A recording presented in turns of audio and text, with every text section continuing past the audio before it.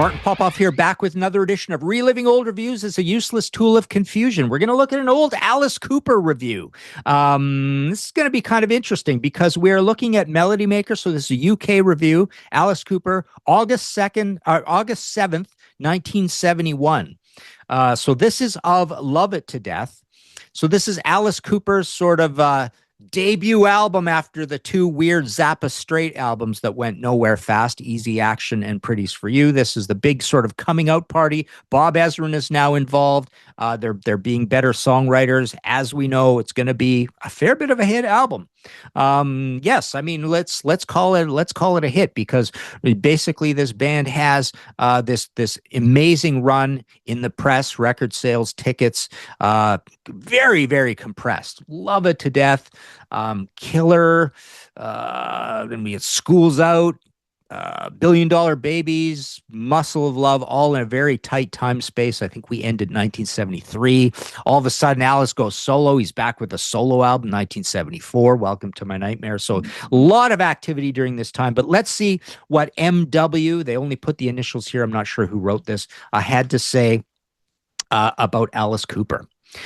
I saw Alice Cooper in New York 3 months ago and thought they were a load of crap. They came on like substandard Screaming Lord Sutch circa 1960. So again, these reviews, there's not much to compare things to. So they find Screaming Lord Sutch to compare to, who's like almost like a Screaming Jay Hawkins kind of character from the 60s. Saying they were a load of crap, maybe they aren't that good yet, particularly live. I would probably disagree with that because they've been going for a long time, since probably about 1966. So they kind of have their chops. They've gone through Spiders, Nas. They've had their Phoenix roots. They've gone to LA. So they've been around for a while. He's probably not being very fair, but who knows? Come to think of it, probably if he saw them, 3 months ago, I mean, they would have this material, but they'd still have the old material, I suppose, as well. All the props necessary for ultra rock were there: a simulated electric chair, a live snake, loads of eye makeup, and Alice himself wore a dress for the first few numbers. Golly. Personally, I thought they were a drag, which is something entirely different from a drag act. Although the bass player, who seemed like an ex-lead guitarist, was very proficient and caught the eye. Good old Dennis Dunaway. Love that guy.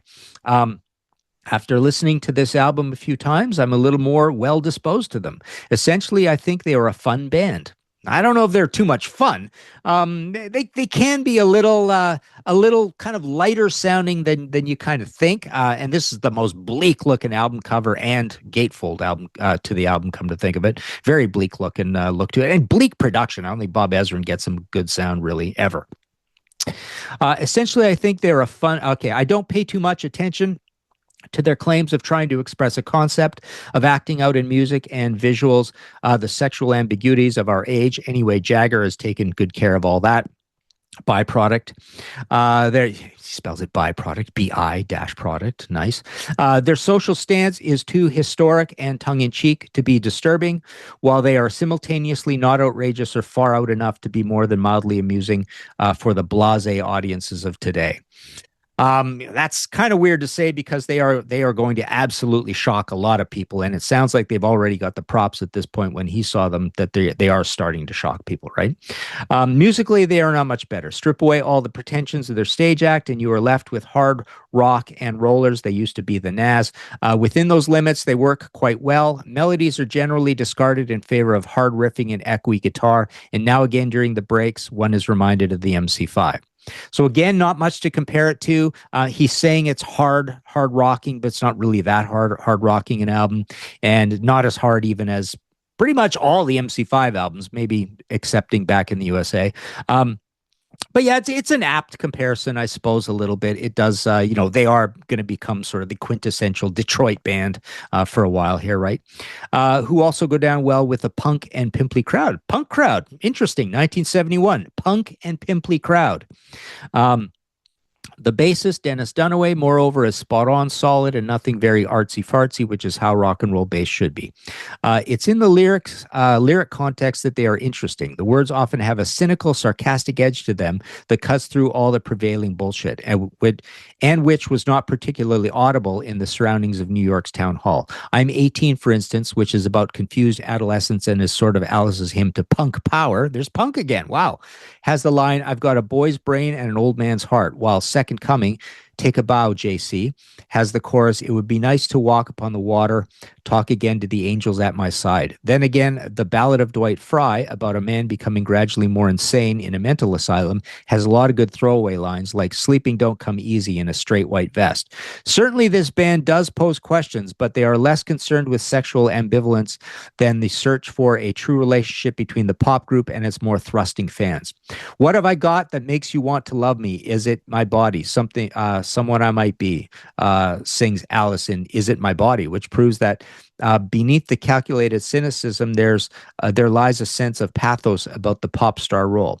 Yes, I'm almost converted to the Coopers. Now I'm getting ready for Iggy and Mr. Twister. Who's Mr. Twister? Maybe he means Iggy. Yeah, comparisons to Iggy are fine. Is It My Body? Forgive my ignorance, having written some Alice Cooper books. Is that on this album or is that on Killer? I can't remember.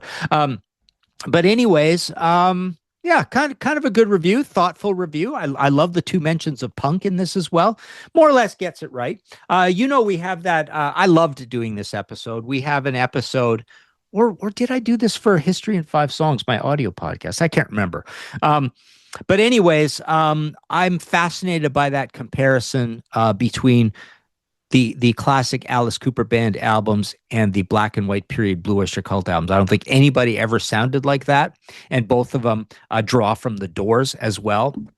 But nothing, those two catalogs, to me, you could play with them and almost, maybe in an AI way, somebody will do this, but I think you could play with those and say they almost sound like the same band. And then we got members playing with each other kind of later on as well, which is kind of interesting. But there you go. That has been another Reliving Old Reviews as a Useless Tool of Confusion. We've got a Ko-Fi, we've got merch. You can subscribe. If you subscribe or if you join our Patreon, it can get you onto these panel shows that we've been doing, which I love. I love doing those. We learn some great stuff all the time. Some very talented people join our Patreon and get onto those panels. But yeah, and check out Grant's Rock Warehouse as well. And like I say, martinpopoff.com. In fact, my 2 Alice Cooper books are available still, but the new ones are the Big Fat Maiden, the DL hardcover throughout, full color, and 7 Decades of Deep Purple, 640 pages of that. And there you go. Go listen to some Alice Cooper.